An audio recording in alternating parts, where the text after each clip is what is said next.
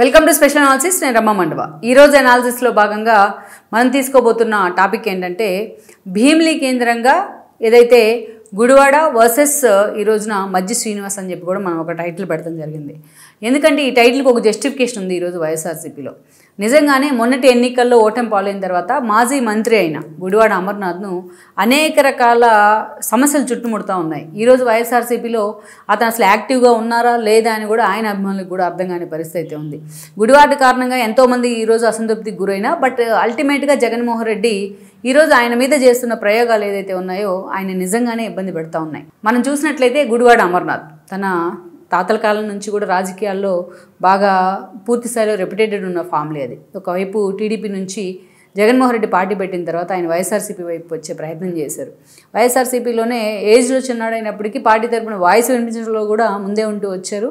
ఈ క్రమంలోనే జగన్మోహన్ రెడ్డి ఆయనకు అనకాపల్లి టికెట్ ఇచ్చారు.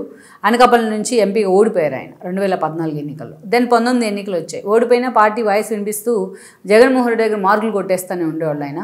దెన్ 2019 ఎన్నికలు వచ్చాయి. 19 ఎన్నికల్లో ఆయనకు అనకాపల్లి అసెంబ్లీ టికెట్ ఇవ్వడం జరిగింది. దెన్ ఆ ఎన్నికల్లో రాష్ట్ర వ్యాప్తంగా ఉన్న జగన్మోహన్ రెడ్డి వేవ్లో గుడివాడ గెలిచారు. ఆయన గెలిచిన తర్వాత సెకండ్ ఎక్స్పాన్షన్లో భాగంగా ఆ రోజు గౌతమ్ రెడ్డి ఇండస్ట్రియల్ మినిస్టర్గా ఐటీ మినిస్టర్గా ఉన్నారు. పాపం ఆయన హార్ట్ స్ట్రోక్తో మరణించడం జరిగింది. ఈ పరిణామాల తర్వాత జగన్మోహన్ రెడ్డి ఆయనకు ఆ మంత్రి పదవి ఇచ్చే ప్రయత్నం చేశారు సెకండ్ ఎక్స్పాన్షన్లో.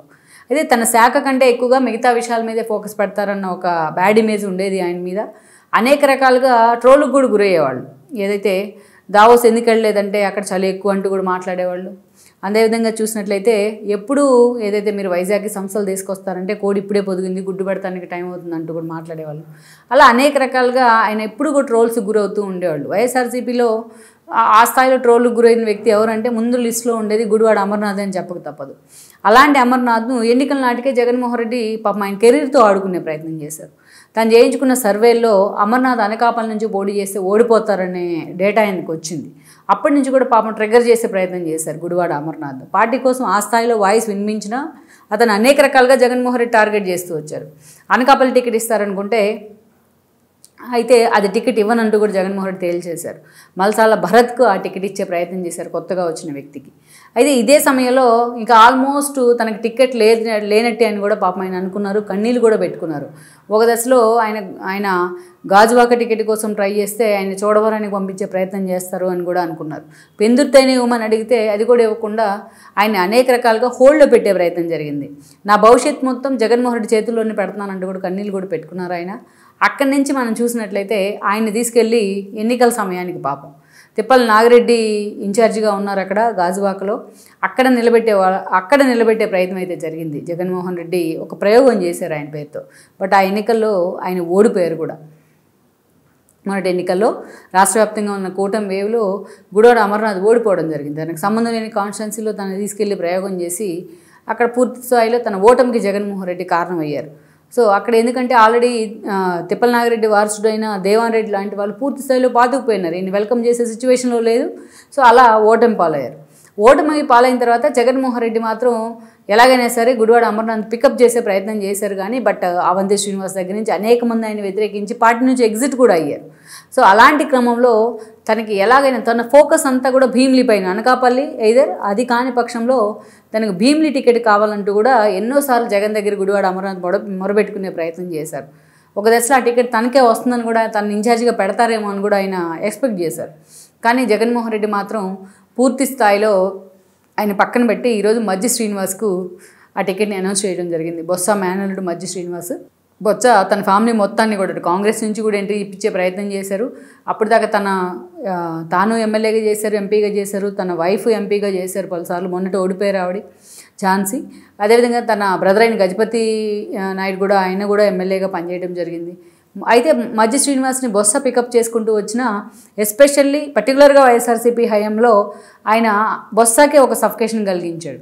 తన పార్టీ దగ్గర తన ప్రయారిటీ నిలబెట్టుకునే ప్రయత్నం చేయడం, మున్సిపల్ చైర్మన్ పదవులు కూడా తన మామకు తెలియకుండా తను తీసుకునే ప్రయత్నం చేయడం, ఇలా అనేక రకాలుగా బొత్సను కూడా ఒక సఫికేషన్కి గురి చేశారు ఆయన. సో మొన్నటి ఎన్నికల్లో మాత్రం మజ్జి శ్రీనివాస్ అనేక రకాలుగా ముందు పెట్టి వైఎస్ఆర్సీపీ ప్రయోగాలు చేసినా పాపం బొత్స కూడా సైలెంట్గా ఉండిపోయారు ఏం చేయలేని పరిస్థితుల్లో. ఇప్పుడు అలాంటి మజ్జి శ్రీనివాస్ని తీసుకొచ్చి ఆయన్ని భీమిలికి ఇన్ఛార్జిగా జగన్మోహన్ రెడ్డి నిలబెట్టే ప్రయత్నం చేశారు. సో సమన్వయకర్తగా నియమించారు ఈ రోజున. ఆల్రెడీ భీమిలీకి సమన్వయకర్తగా అవంతి శ్రీనివాస్ మొన్నటి వరకు వ్యవహరించారు. బట్ ఆయన ఎగ్జిట్ అయిపోయిన పరిస్థితుల్లో పార్టీ రోడ్డును పడకూడదని ఆలోచించుకొని మధ్య శ్రీనివాస్ని అనౌన్స్ చేయడం జరిగింది. అయితే గుడివాడకు కూడా అక్కడ కొన్ని పరిచయాలు ఉన్నాయి, లోకల్గా కొంత క్యాడర్ కూడా ఉంది. ఈరోజు ఆ క్యాడర్ మధ్య శ్రీనివాస్కి వన్ సైడెడ్గా సపోర్ట్ చేసే పరిస్థితిలో లేదు. పక్కనే ఉన్న తన కాదని ఎక్కడో ఉన్న మధ్య శ్రీనివాసరావుని తీసుకొచ్చి విజయనగరం నుంచి అక్కడ భీమిలీకి ఇన్ఛార్జిగా నియమించడాన్ని ఈయన తీసుకోలేకపోతూ ఉన్నారు.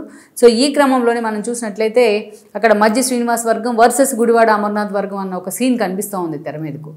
ఇక ఒకవైపు పదవుల నుంచి అన్నిటి నుంచి తన పక్కన పెట్టి అనేక రకాలుగా హ్యూమిలేట్ చేసే ప్రయత్నం చేస్తూ ఉంటే, ఇంకోవైపు తను కోరుకున్న కాన్షియన్స్ నుంచి తనకివ్వకుండా ఈరోజు మధ్య శ్రీనివాస్కి ఆ పదవి కట్టబెడతాన్ని మాత్రం అంత ఈజీగా ఆయన డైజెస్ట్ చేసుకోలేకపోతూ ఉన్నారు. ఈ క్రమంలోనే ఈరోజు అసలు గుడివాడ పార్టీలో ఉంటారా లేదా, పార్టీలో ఉంటే ఆయనకి ఎలాంటి న్యాయం జరుగుతోంది, సో ఆయన భవిష్యత్తు ఏంటి అన్న చర్చ కూడా ఈరోజు చాలా సీరియస్గా తెర మీదకి వస్తూ ఉంది. ఈ క్రమంలోనే ఈరోజు చూస్తే మధ్య శ్రీనివాస్కు ఎక్కడో విజయనగరం నుంచి ఆయన వచ్చారు. విజయనగరం పాలిటిక్స్ మీద చాలా గ్రిప్ ఉంది. అలాంటి వ్యక్తిని తీసుకొచ్చి భీమిలీలో ఎస్టాబ్లిష్ చేసే ప్రయత్నం చేస్తే ఎంతవరకు ఆయన వైఎస్ఆర్సీపీ క్యాడర్ని కోపప్ చేసుకోగలరు, ఎంతవరకు అక్కడ స్థానికుడు కాదు అన్న ముద్రను తొలగించుకోగలదు అనేది కూడా ఒక టిపికల్ టాస్క్ అనుకోవాలి ఆయనకు. సో అలాంటి పరిస్థితుల్లో సొంత పార్టీ నేతలు ఆయనకి సహకరించే సిచ్యువేషన్ లేకపోతే మరి మధ్య శ్రీనివాస్ రాజకీయ భవిష్యత్తు కూడా అక్కడ డైలమాలో పడ్డట్టే అనుకోవచ్చు. మొత్తానికి భీమిలీ కేంద్రంగా గుడివాడ వర్సెస్ మధ్య శ్రీనివాస్ అన్న ఈక్వేషన్స్ ఏ మలుపు తిరుగుతాయన్నది మాత్రం వైఎస్ఆర్సీపీలో ఒక ఆసక్తికర పరిణామం అనుకోవచ్చు.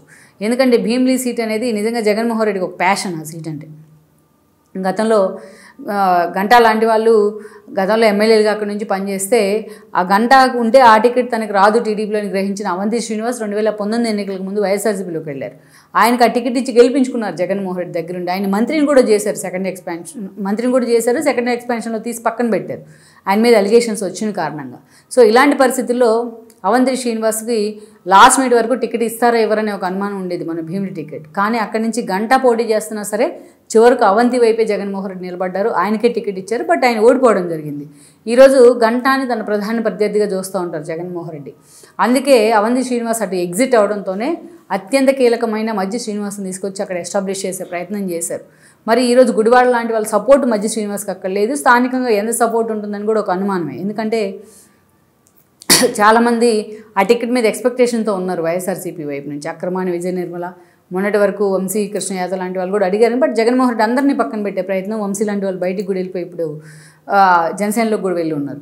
సో అలాంటి పరిస్థితుల్లో ఈరోజు భీమిలీలో ఆ ఈక్వేషన్స్ గుడివాడ వర్సెస్ మధ్య శ్రీనివాస్ అనే ఈక్వేషన్స్ భీమిలీలో వైఎస్ఆర్సీపీ భవిష్యత్తును ఏ మలుపు తిప్పుతాయన్నది మనం చూడాల్సి ఉంది. ఈ వీడియో మీకు నచ్చినట్లయితే please share, like and subscribe